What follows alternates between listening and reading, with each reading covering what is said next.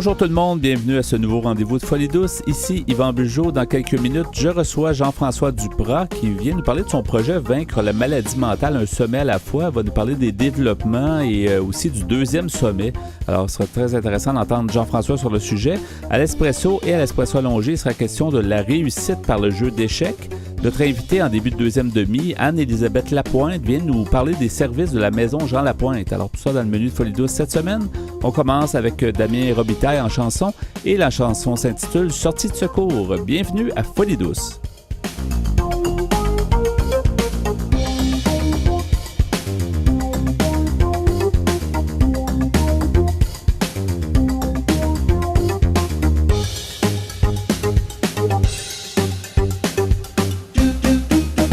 Que vous soyez barjo, rigolo, intello ou écolo, vous écoutez Folie douce. Je rejoins maintenant mon invité Jean-François Duprat en ligne. Alors bonjour Jean-François, bienvenue à Folie douce encore une fois. Merci beaucoup de l'accueil, merci. Ben oui, ça nous fait plaisir de te recevoir. On s'est parlé déjà il y a un bon moment. En fait, tu étais à tes premiers balbutiements, si on peut dire, de ton projet Vaincre la maladie mentale d'un sommet à la fois. Il faut dire qu'on t'appelle, tu demeures en Alberta, tu es originaire du Québec, mais comme tu nous avais expliqué précédemment dans une autre entrevue, tu as déménagé en fait en Alberta, tu as toujours aimé la montagne et tout ça. J'aimerais que tu nous refasses en fait pour les auditeurs un historique un peu du projet. Là. Parfait, oui, exactement. Alors, comme vous dites, ça fait plus de 12 ans que j'habite ici à Camas dans les montagnes. Je suis venu ici, je suis tombé en amour, j'ai commencé à faire de l'escalade et tout. Puis, il y a un an, j'ai mis en place mon projet, comme vous avez dit, Vaincre la maladie mentale, un sommet à la fois. Parce que pour moi, la santé mentale, c'est extrêmement important. Je suis passé moi-même à différents moments dans ma vie à travers la dépression. C'est un sujet qui me touche beaucoup. J'ai fait du travail sur moi-même. Maintenant, je me sens beaucoup mieux. Puis, comme je suis passionné d'escalade, de montagne, de voyage, je me suis dit pourquoi pas jumeler mes deux passions, aider les gens, la santé mentale et l'ascension. Alors, mon but à travers mon projet, c'est de faire l'ascension des 7 sommets. Alors, d'escalader le sommet le plus haut de chacun des 7 continents. Tout un défi, c'est un défi qui a été réussi jusqu'à maintenant par 420 personnes. Seulement 20 sont des Canadiens. Alors, c'est tout un défi financier, mental, physique, mais un défi qui me passionne vraiment beaucoup. Puis aussi, à travers mon projet, dans le fond, c'est vraiment d'encourager les gens, les jeunes à faire l'exercice, l'activité physique, à bouger. Je veux aussi, en partageant mon histoire, sensibiliser les gens à la maladie mentale. Puis, en partageant mes aventures, les encourager à croire dans leurs rêves, leurs passions, parce que je pense que vraiment, il n'y a rien d'impossible dans la vie. Puis, ça va super bien. Le projet, on a fait déjà un premier sommet, un prochain qui s'en vient, à travers un partenariat que j'ai fait avec l'Association canadienne de la santé mentale de Calgary. À travers mon projet et avec la générosité des gens, on a ramassé plus de 13 000 $ pour Calgary pour faire avancer le dossier de la santé mentale chez les jeunes. Ça va super bien, un défi incroyable, un projet qui me passionne vraiment beaucoup.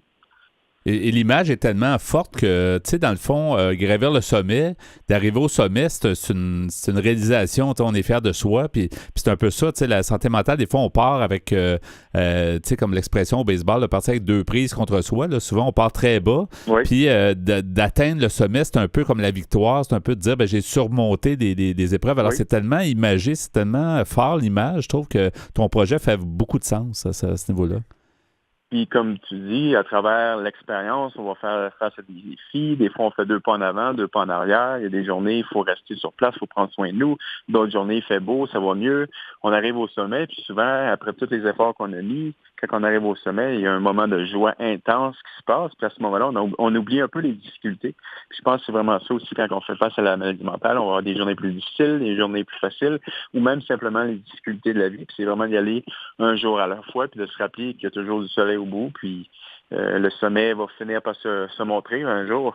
Oui, effectivement. Puis nous, on s'est donné la mission à Folie douce de te suivre dans chacun des sommets. C'est intéressant. On avait fait une entrevue pour le premier sommet. On va en parler justement. Oui. Mais on veut essayer de te suivre puis de te donner la parole pour justement te donner peut-être tes impressions après coup et avant coup. Puis dans ce cas-ci, parle-nous donc de la première ascension. D'abord, tu as atteint le vrai sommet du premier mont le 23 juin, alors que c'est l'été normalement. Mais là-haut, je pense que c'était pas mal plus frais. Peux-tu nous parler du mont que tu as gravi, justement?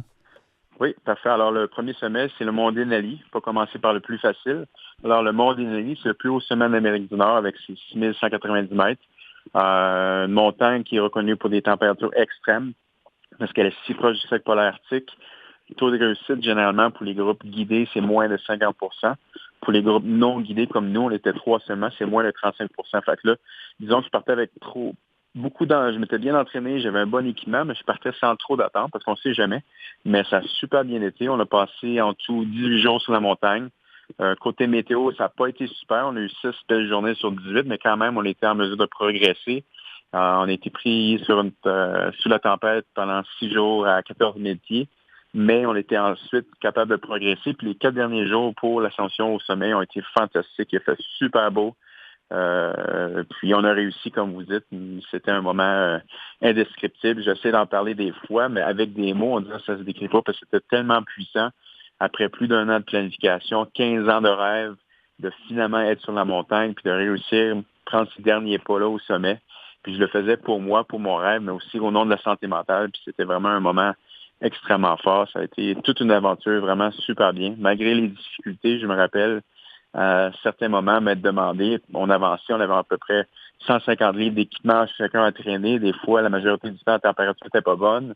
Je me disais, qu'est-ce qu'on fait là? Ça n'a pas d'allure forcé comme ça, mais le but ultime, il était tellement puissant que ça me donnait l'énergie de continuer. Puis, malgré la difficulté, je vivais mon rêve, fait que ça me passionnait malgré tout. J'avançais un pas à la fois, puis on a réussi, on était super chanceux, très, très, très heureux. Les plus grandes difficultés au mont Denali, est-ce que c'était le climat? Est-ce que c'était l'altitude? Comment tu pourrais qualifier? C'est quoi les plus grandes difficultés? Je dirais la température vraiment qui nous a pas aidés. On a été chanceux quand même, malgré tout. On a été capable de progresser. Comme je le disais, on a été pris dans une tempête pendant 6 jours, mais il y a déjà des gens qui faisaient 12 jours qui étaient dans l'impossibilité de bouger. Fait que définitivement, la température était vraiment difficile. Au niveau physique, j'étais en forme, mais j'ai vraiment forcé comme jamais auparavant. Puis j'ai senti un peu les effets d'altitude à 14 000 pieds pendant 2 jours et demi. J'ai eu mal à la tête. Après ça s'est placé. Mais je pense que c'était un défi continuel de tous les jours, vraiment, au niveau physique, au niveau mental, juste avec les partenaires. Tu vis dans un endroit clos, la communication, le stress, tout ça ensemble, c'était vraiment un défi comme jamais j'ai relevé auparavant. Oui.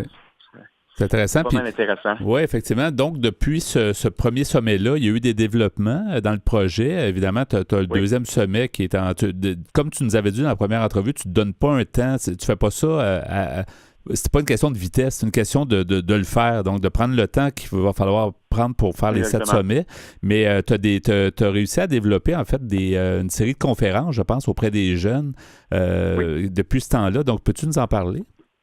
Parfait. Oui. Alors, j'ai mis en place une conférence qui s'intitule Vaincre la maladie mentale, un sommet à la fois, à travers un partenariat que j'ai fait avec l'Association canadienne pour la santé mentale et la Fédération des sports de l'Alberta. Alors, ensemble, notre projet, notre idée, ma présentation, c'est encore une fois d'encourager les gens, les jeunes, à bouger, à faire l'exercice, à reprendre contact avec la nature, en partageant mon histoire. Je veux les sensibiliser à la maladie mentale. Je pense que c'est un sujet qui est de plus en plus, qu'on parle de plus en plus, alors c'est vraiment quelque chose de le fun à voir.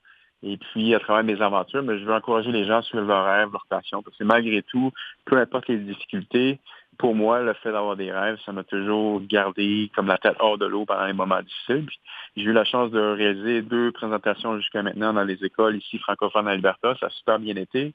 J'ai fait une présentation avec le Youth Summit à Calgary aussi. Alors vraiment, le projet grandit, grossit. Tu sais, malgré mon rêve d'ascension des montagnes, c'est sûr, c'est quelque chose qui me passionne, que je veux vraiment, mais mon but ultime, c'est de partager mes connaissances, mon histoire, mon bagage de vie pour aider les jeunes, parce que je pense que l'adolescence, c'est une période difficile, puis d'avoir une personne qui est passée à travers certaines difficultés, qui peut nous partager, je pense que ça peut vraiment les aider, éclairer leur route un petit peu. C'est ce que je fais avec mon projet.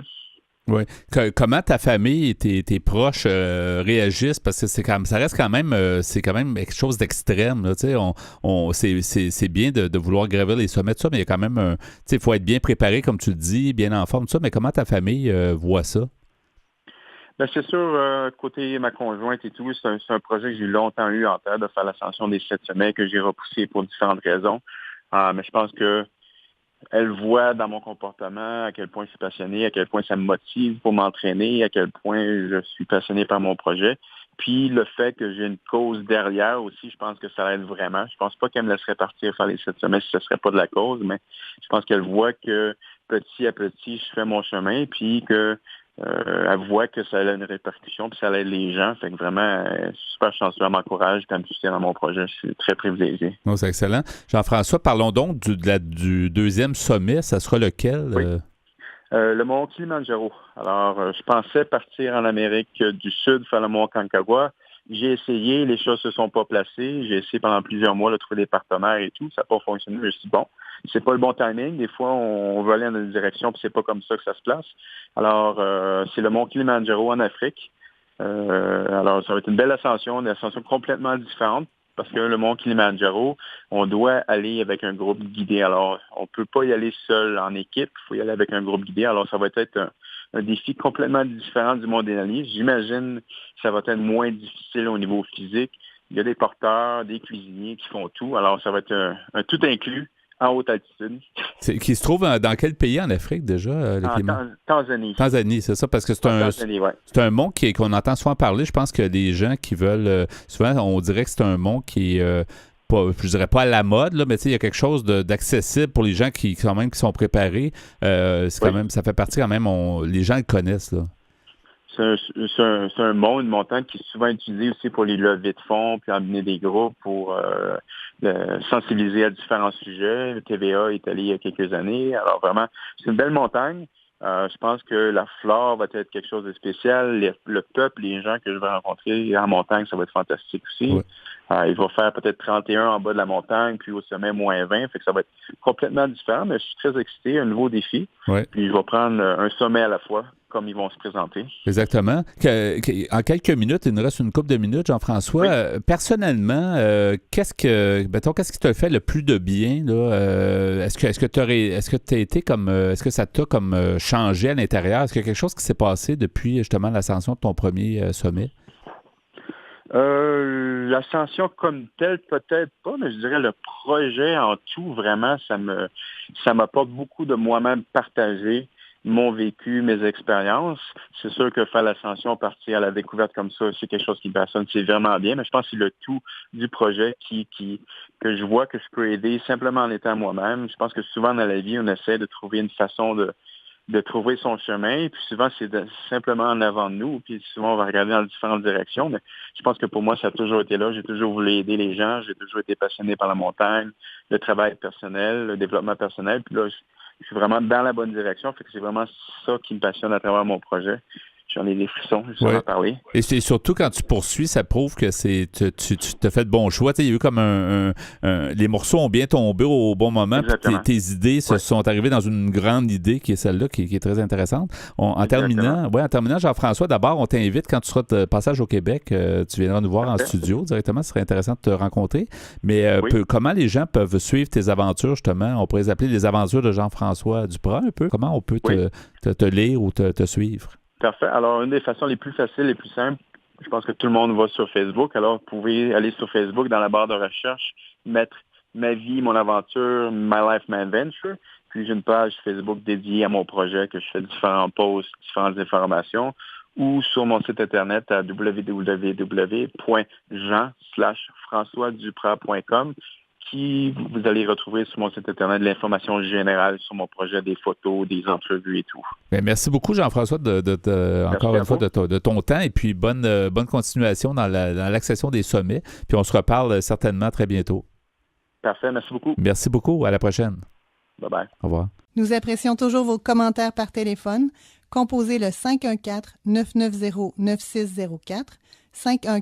514-990-9604. C'est maintenant le moment du bloc tant attendu Espresso. Alors, bonjour Pierre. Salut Yvan. Bonjour Ghislain. Bonjour. Ben oui, à chaque semaine, on l'attend. On attend toujours tes sujets. Tu nous surprends toujours. Ça. Ben oui, c'est sûr. Tu as toujours un sujet qui peut nous titiller un peu. Qui vous titille. Oui, cette semaine, c'est la réussite par le jeu d'échecs. Oui, et en fait, c'est en milieu scolaire. En milieu scolaire. Moi, je suis pas un joueur.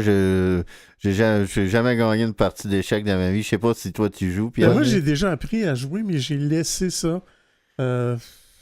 Ça prend beaucoup de patience. Moi, j'ai jamais joué, puis je sais pas comment jouer, mais ça m'intéresserait de le savoir. C'est intéressant. Faut avoir un côté stratégique que moi, j'ai pas du tout. Ouais.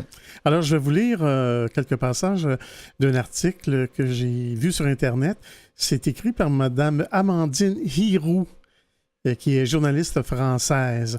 Alors, je vais commencer par la France et plus tard, je vais revenir plus près de chez nous. Alors, cette Madame Hirou nous dit « De plus en plus d'écoles ont recours au roi des jeux, parfois dès la maternelle. Le milieu de la recherche se penche aussi sur ses vertus. Qui fut le premier pousseur de bois ? Mystère. Tout juste connaît-on son origine. Les plus anciennes pièces furent retrouvées par des archéologues sur les terres de l'ancienne Perse et datent du 7e siècle, imaginez. Une chose est certaine, la fascination que suscite ce jeu intemporel ne faiblit pas. Au contraire, il ne s'est même jamais aussi bien porté qu'aujourd'hui. En France, il a retrouvé une nouvelle jeunesse. La preuve par les chiffres. Sur les 60 000 membres que compte la Fédération française des échecs, 40 000 ont moins de 20 ans.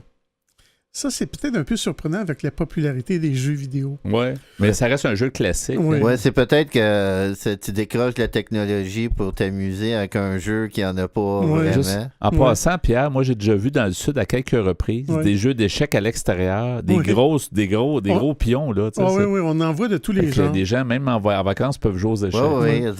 Et en avril 2017, le championnat de France des jeunes accueillait 1449 joueurs.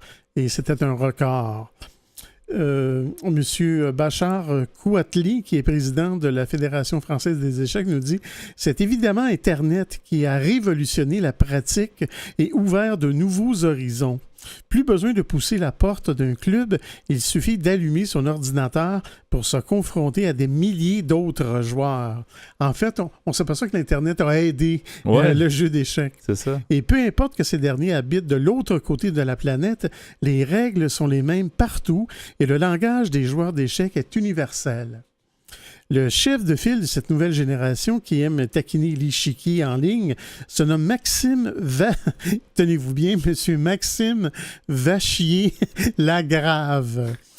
Mais Vachier, c'est... Pas de blague. Non, c'est son nom de famille, c'est V-A-C-H-I-A-R, trait d'union, Lagrave. Il a 2 noms de famille. Un vachier, ça devait être quelqu'un qui s'occupait des vaches. Alors, il n'a seulement que 27 ans et il est le numéro 1 français et 4e mondial. Il a déjà une longue carrière derrière lui. Dès l'âge de 5 ans, il se familiarise avec son premier jeu électronique offert par son père. Puis, il enchaîne les titres de champion de France junior, devient grand maître international à 14 ans et champion du monde junior 2 ans plus tard. Imaginez. À longueur d'interview, le lauréat aux allures d'étudiant en école d'ingénieur affirme que son plus bel atout est sa jeunesse et surtout son cerveau au top de ses facultés. Ce que les chercheurs en neurosciences ne peuvent qu'approuver.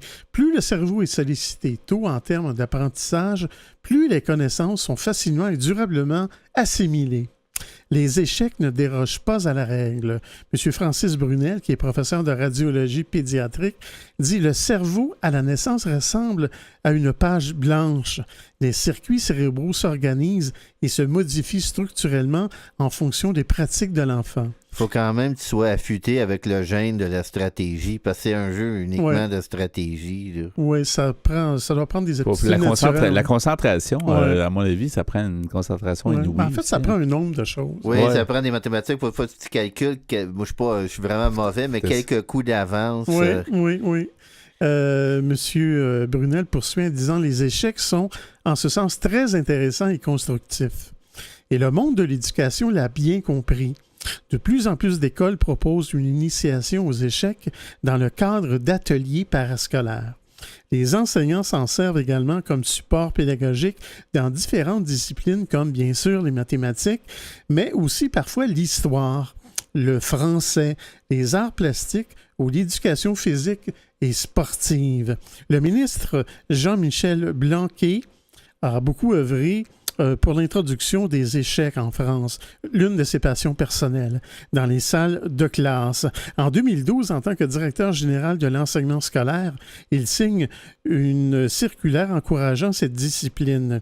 Il disait « Les échecs conduisent à développer des raisonnements mathématiques et stratégiques, mais aussi des capacités de recul, d'analyse et d'abstraction qui seront utiles à l'élève tout au long de la scolarité. » À travers les règles basées sur le respect d'un temps donné, sur la notion de collectivité et d'échange il participe à l'apprentissage de la citoyenneté, nous dit Agathe Saint-Jean, qui est directrice associée d'une firme de marketing qui pilote la fondation. Et M. Patrick Loubatière, qui est professeur de français à Montpellier, fait partie de ces enseignants précurseurs. Voilà 21 ans qu'il initie les élèves au pouvoir si particulier du roi, de la dame, du fou ou du cavalier. Il dit « Le recul et l'expérience que l'on a aujourd'hui démontrent que les échecs augmentent les capacités de concentration, de réflexion, d'anticipation ou de synthèse. Mais ces atouts vont bien au-delà encore. » Moi, ça serait plus l'apprentissage de la défaite parce que je pense que je ne gagnerais jamais une partie de ma mais vie. il faut que tu apprennes. C'est comme dans n'importe quoi. Un bon joueur d'échecs doit aussi faire preuve de créativité. Finalement, ça prend plusieurs choses. Ça prend plusieurs atouts. Oui, M. Loubatière poursuit en disant « Lorsque vous entamez une partie, vous devez élaborer une stratégie selon votre propre personnalité, une bulle d'inventivité dans un système scolaire un peu tôt tourné vers le par cœur. Le jeu fait des émules et jusqu'en maternelle. » Mais je poursuivrai un peu plus tard dans l'émission. Oui, à l'Espresso allongé, la réussite par le jeu d'échecs. Demeurez des nôtres.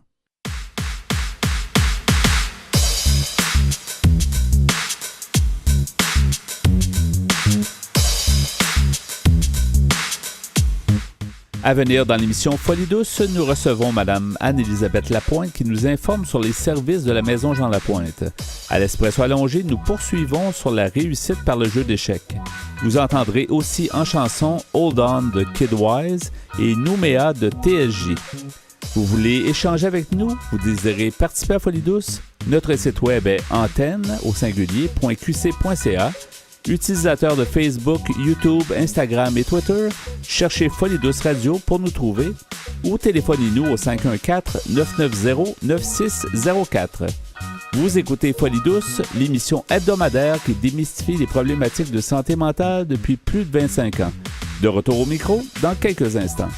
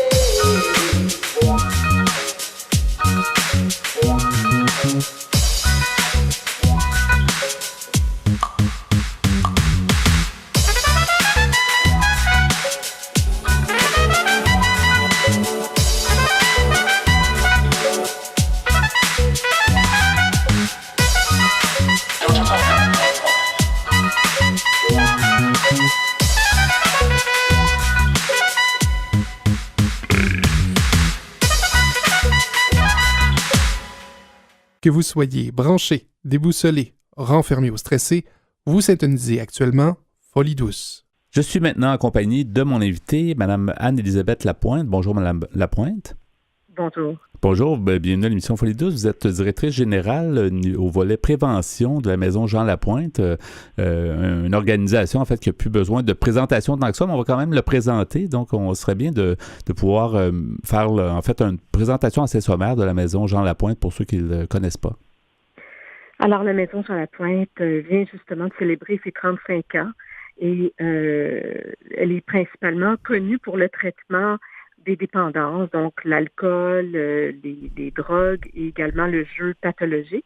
Et on a également tout un volet de prévention, principalement en milieu scolaire, où on rencontre plus de 100 000 jeunes par année à travers le Québec pour faire la prévention au niveau jeu, la cyberdépendance, l'alcool et les autres drogues également. Ça a beaucoup évolué, puis un des points très positifs de la Maison de Jean Lapointe, je trouve, c'est d'avoir été capable de s'adapter au courant des années, parce que son fondateur, Jean Lapointe, je pense, a fondé cette organisation-là, d'abord peut-être pour les problèmes de toxicomanie, si je ne m'abuse, mais ça a beaucoup évolué, par contre, après. Là. Oui, absolument, puis je vous dirais qu'en fait, si on recule justement il y a 35 ans, c'était vraiment l'alcoolisme, surtout, qu'on traitait. Il y avait évidemment beaucoup de tabous et de préjugés entourant l'alcoolisme et les toxicomanies. quand il y a eu les télétons Jean Lapointe, ça a beaucoup aidé justement à faire tomber tous ces préjugés, à faire avancer justement beaucoup toute la recherche, le traitement. Et il est venu un moment où on s'est dit, au-delà de traiter, y a-t-il plus à faire? Et c'est là qu'on s'est dit, peut-être qu'il faudrait commencer par la prévention. Et c'est pour ça que depuis 2004, on fait de la prévention maintenant à la Maison Jean Lapointe. Oui. Et quand on parle de prévention, justement, au niveau du jeu, parce que là, on parle vraiment, là, c'est vraiment large, comme vous le disiez tout à l'heure, le jeu qu'on peut faire maintenant en ligne. Alors, ce n'est plus seulement des machines ou le casino, ça va beaucoup plus large que ça. Comment on peut situer la problématique, justement, du jeu? Est-ce qu'on peut la définir un peu mieux? Oui, bien écoutez, c'est sûr que si on regarde, nous, en traitement, qui on voit, c'est sûr que le jeu je vous dirais, qui cause le plus de problèmes dans la population québécoise, ce sont les appareils de loterie vidéo qui ont été légalisés, justement, là, on recule en 1994. Donc, c'est à ce moment-là que l'Auto-Québec a décidé de les enlever du crime organisé et d'en faire vraiment une légalisation sous, évidemment, leur monopole à eux. Et sinon, évidemment, au niveau de la dépendance comme telle, qu'est-ce que ça veut dire? Parce que, évidemment, la plupart des gens dans la population est capable de jouer sans développer une problématique, mais c'est vraiment à partir du moment où on n'est plus capable d'arrêter. Donc, c'est qu'on passe trop de temps, trop souvent et trop d'argent dans le jeu, qui fait qu'éventuellement, on développe une dépendance. Et c'est pour ça qu'à la Maison Jean Lapointe, on traite aussi d'une façon très particulière le jeu pathologique. Donc, c'est pas juste de mettre les joueurs avec tous les autres alcooliques et toxicomanes, mais il y a vraiment des particularités qui définissent très bien les joueurs pathologiques. Notre chercheuse, Ghislaine, me parlait tantôt, puis il me soulevait un point, il me disait, l'argent aujourd'hui, dans le jeu, on a peut-être moins conscience de l'argent qu'on est en train de jouer, parce que c'est beaucoup virtuel, les gens utilisent moins le vrai argent, alors qu'autrefois, on disait, on n'a pas d'argent, on n'a plus d'argent dans nos poches, donc c'est un peu le signe de savoir si on avait dépassé un peu si ça devenait problématique, mais ça doit être quand même une problématique de dire, est-ce que les gens réalisent vraiment ce qu'ils sont en train de faire avec leur argent? Est-ce que vous avez ce genre de discussion-là ou ce sujet-là, en fait, qui est abordé? Oui, absolument. Je vous dirais qu'en partant, justement, le joueur a une relation avec l'argent qui est peut-être pas très saine non plus. Et le fait que, justement, si on regarde juste les machines à sous dans les casinos et les appareils de loterie vidéo qu'on retrouve dans les bars, les restaurants, on a enlevé, justement, le change. Là. Je ne sais pas si vous vous rappelez, à l'époque, on arrivait avec nos 25 sous. Tout ça a été enlevé. Et justement, on met des billets de 20 $. Et il y a plus, si on gagne, il n'y a plus d'argent qui tombe dans la machine. Alors, à partir du moment où on veut, on arrête de jouer et on a peut-être accumulé un peu d'argent, mais c'est un coupon qui sort de l'appareil. Alors déjà là, ça crée toute une distance avec la notion réelle de l'argent.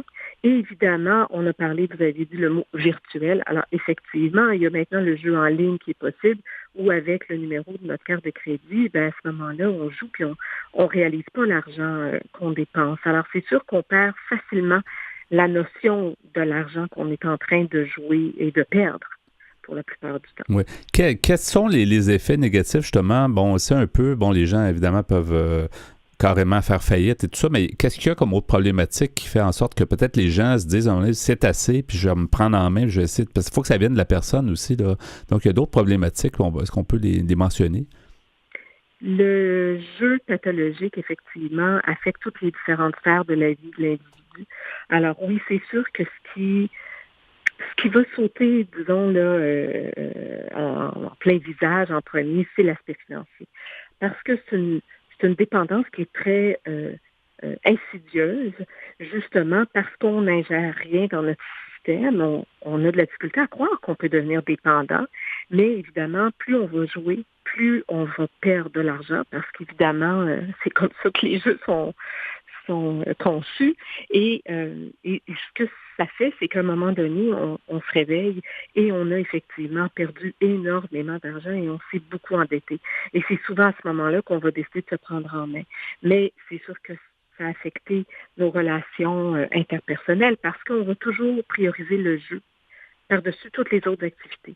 Donc, notre vie sociale, notre vie sentimentale, notre vie professionnelle, tout ça va être affecté parce que la seule chose qui importe pour nous, c'est le jeu et de retourner jouer pour essayer, entre guillemets, de se refaire.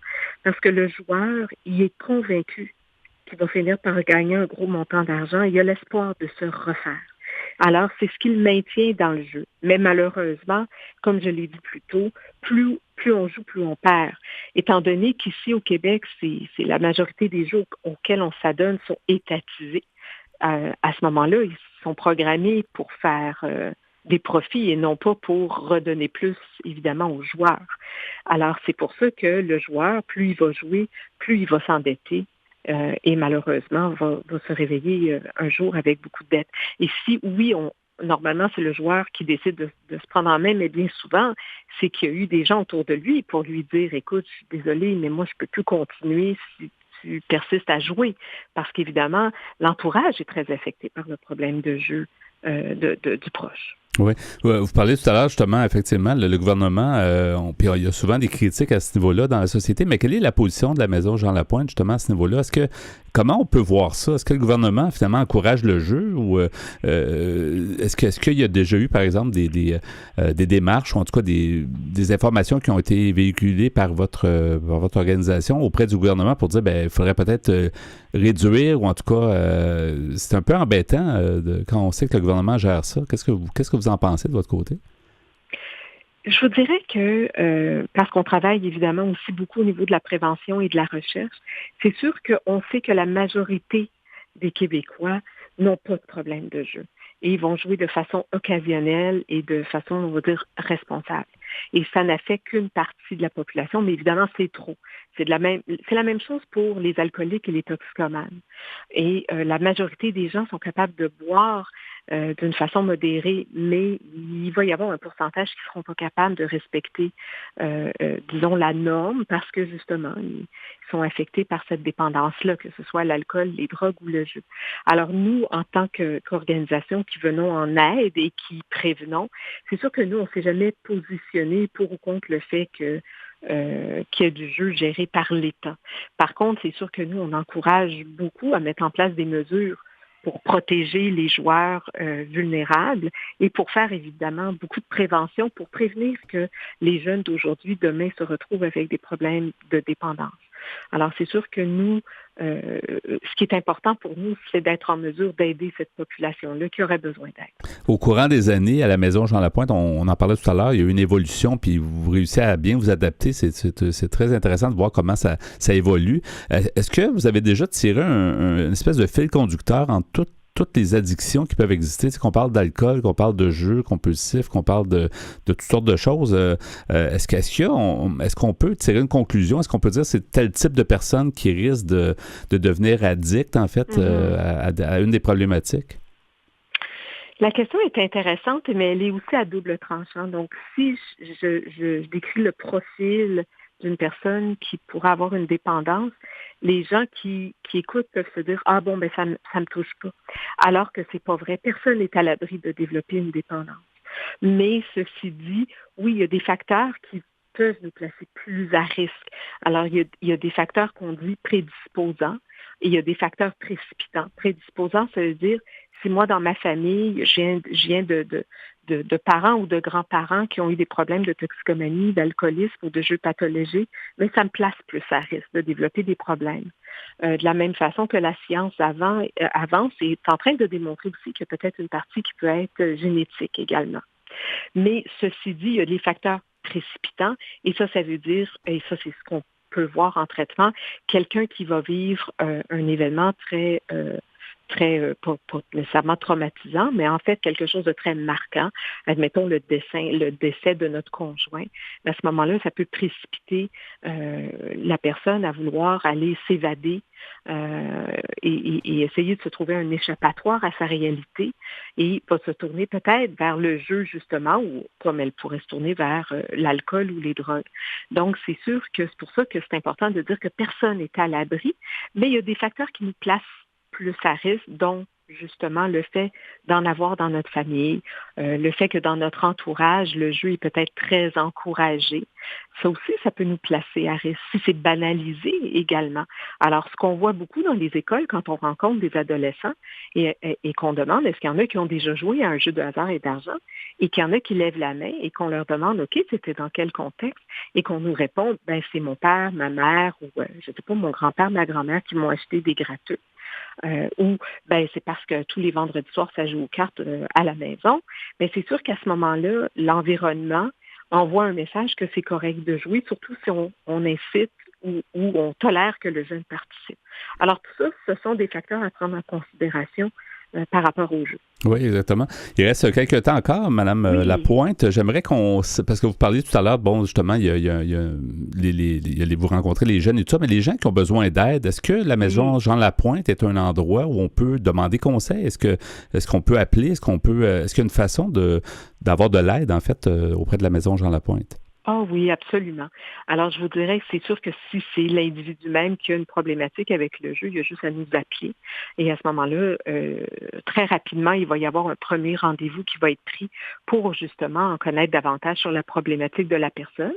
Puis ensuite, après une évaluation, on va être en mesure de la diriger vers la bonne modalité de traitement, parce qu'il y a du traitement qui peut être fait en individuel à l'externe en groupe ou à l'interne carrément si la personne a le besoin vraiment de couper avec sa réalité quotidienne pendant un certain temps. Nous, on peut aussi offrir le traitement à l'interne. Et on téléphone à ce moment-là ou on va téléphoner? C'est quoi le numéro? On pourrait le donner aux auditeurs?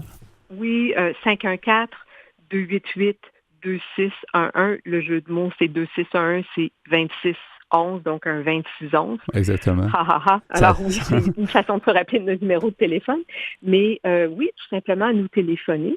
Puis également, je vous dirais que les proches également peuvent nous téléphoner si eux ils ont de la difficulté avec leur conjoint, leur enfant, leurs parents qui ont un problème de jeu, ou même l'employeur peut nous appeler.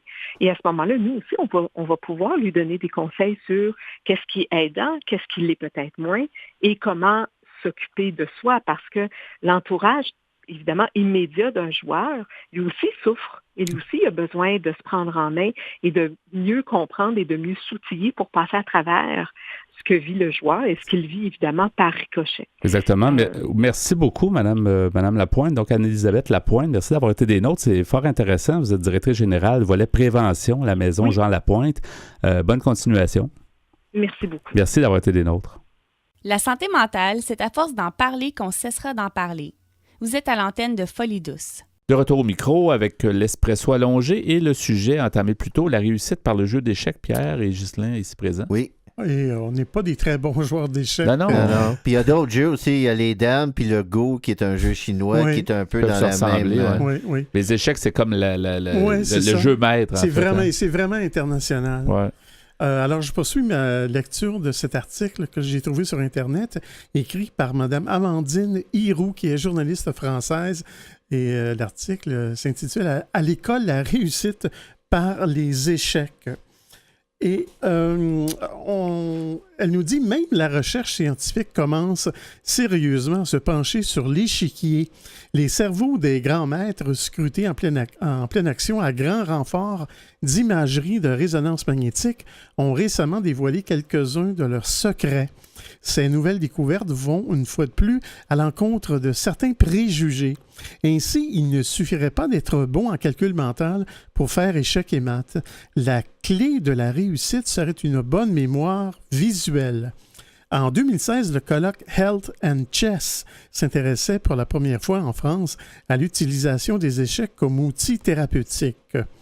Monsieur Bachar Kouatli, qui est joueur d'échecs français, dit « Je ne connais pas de grand joueur d'échecs atteint de la maladie d'Alzheimer ». Faut-il y voir un lien? Pour l'instant, la prudence reste de mise. Les recherches n'en sont qu'à leur balbutiement dans le cadre de troubles dans la mémoire, mais aussi d'autres pathologies comme l'autisme. Et même si de belles histoires surgissent, comme le cas du petit Corey de 11 ans. Écoutez bien, cet élève atteint du syndrome d'Asperger se plonge dans le jeu d'échecs mis à sa disposition dans la classe dès qu'il a un peu de temps libre. Cette activité qui l'apaise et l'aide à se concentrer lui a fait faire d'énormes progrès. Chez les enfants hospitalisés, les échecs seraient aussi très bénéfiques sur le plan psychologique. Monsieur Alexandre Alcaïs, qui est chercheur en génétique, nous dit « Tout patient a besoin de se rattacher à des projets. Les échecs, en l'aidant à élaborer des stratégies et des plans précis, même sur un court terme, représentent un bon dérivatif. La réussite par les échecs, que ce soit à l'hôpital, dans les cours d'école, les chambres d'enfants et d'ados, dans les quartiers cossus ou plus populaires, fait ses preuves. Et maintenant, beaucoup plus près de chez nous, depuis 30 ans, l'association Échecs et Maths. Est-ce que ça te dit quelque chose, Ghislain, toi qui es super branché? Non, mais j'ai déjà connu quelqu'un qui avait gagné le championnat junior canadien. Oui, quelqu'un d'ici. Oui, mais c'est sûr, le Canadien, c'est le Québécois. Je pense qu'il avait participé à un championnat du monde, je pense en Grèce. Oui. Il était bon, là, mais il n'était pas dans la... Il a surpris, quoi. Oui, ben, c'est ça. Disons qu'il était autour du millième. Quand même. 1500, quand même, c'est quand même un exploit. Hein. Alors, je reviens à l'association Échecs et Maths. Ouais. Celle-ci donne des cours d'échecs dans le cadre d'activités parascolaires et est à l'intérieur des classes régulières des écoles primaires canadiennes, partout au Canada. Le programme Défi mathématique est basé sur la recherche intensive et la pratique. Il se concentre sur la résolution de problèmes comme outil de développement et de compréhension des concepts mathématiques. Le but est de développer le jugement et le raisonnement de l'enfant, d'encourager l'habileté à expliquer le pourquoi et le comment de leur solution aux problèmes et de développer leur confiance et leur propre efficacité à résoudre des problèmes. Oui. Moi, j'aimerais mieux jouer au 500. Sauf que là, j'apprendrais plus à dire compter qu'on va avoir des élevés. Au paquet voleur. Ça peut aider les gens. Non, faut pas exagérer. Ouais. Il y a beaucoup de jeunes qui ont des difficultés en maths. C'est certainement un ça les aide. Oui, c'est un bon truc. Le jeu d'échecs convient parfaitement à un programme qui rencontre ce genre d'objectifs. Les échecs sont une résolution de problèmes du début à la fin. Ils poussent à prévoir et à anticiper des qualités essentielles pour réussir dans la vie. Les écoles utilisant ce programme sont mieux classées que celles qui suivent les autres programmes approuvés par le ministère de l'Éducation. La province du Québec, berceau de ce programme, a le meilleur résultat au Canada, qui lui-même dépasse les États-Unis aux examens internationaux de mathématiques. Au Nouveau-Brunswick, le programme a été introduit dans toutes les écoles primaires francophones. En quelques années à peine, le secteur francophone de cette province a pris en mathématiques le dessus sur son secteur anglophone. Il ne faut pas conclure que seul le jeu d'échecs est la raison d'être de cette réussite. C'est l'approche du programme dans son ensemble. Et le jeu d'échecs y est certainement pour quelque chose. Les échecs ne débutent que dans la seconde moitié de la deuxième année pour les 7 ans à l'intérieur du programme Défi mathématique et les élèves poursuivent l'apprentissage de ce jeu jusqu'en 6e année, soit à l'âge de 11 ans. Alors, pour rejoindre l'association Échecs et Maths, vous composez le 514-845-8352. Alors, merci beaucoup, Pierre. Ouais, merci. Voilà. C'est intéressant. Merci beaucoup ce sujet. Donc, la réussite par le jeu d'échecs à Folie Douce. Vous aimeriez réentendre nos émissions, entrevues et chroniques via YouTube? Pas de problème. Pour y accéder, visitez notre site web antenne.qc.ca. antenne.qc.ca. Pour conclure ce rendez-vous de Folie Douce, Ghislain Malo, on va nommer les chansons entendues cette semaine. On a écouté en début d'émission Sortie de secours de Damien Robitaille. On a pu entendre Les Amants de l'Aube de Mathieu Lippé. On a entendu dans la deuxième demi Hold On de Kid Wise. Et à l'instant Nouméa de TSJ. Voilà, merci beaucoup pour votre choix musical à toi et à Pierre. Merci. Merci Pierre pour la mise en onde. Bienvenue. Ainsi que tes blocs Espresso et Allongé où tu nous as parlé de la réussite par le jeu d'échecs. Très intéressant encore une fois comme sujet. Notre invité en début d'émission était Jean-François Duprat qui nous a parlé de son projet Vaincre la maladie mentale, un sommet à la fois. Il nous a parlé des développements depuis son premier sommet. Il vise à aller gravir en fait les 7 sommets les plus hauts de la planète. Alors, c'est intéressant de suivre Jean-François. On se donnera rendez-vous évidemment pour un prochain sommet.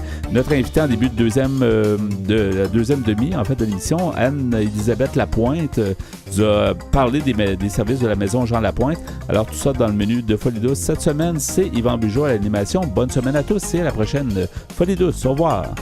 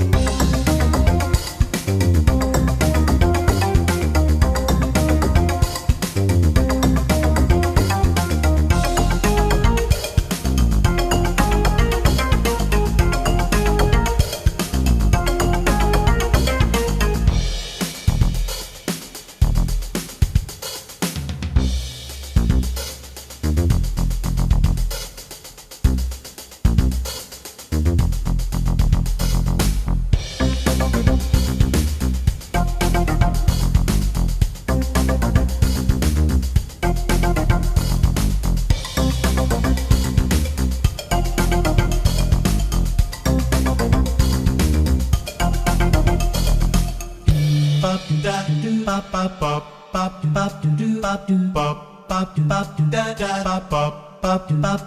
bop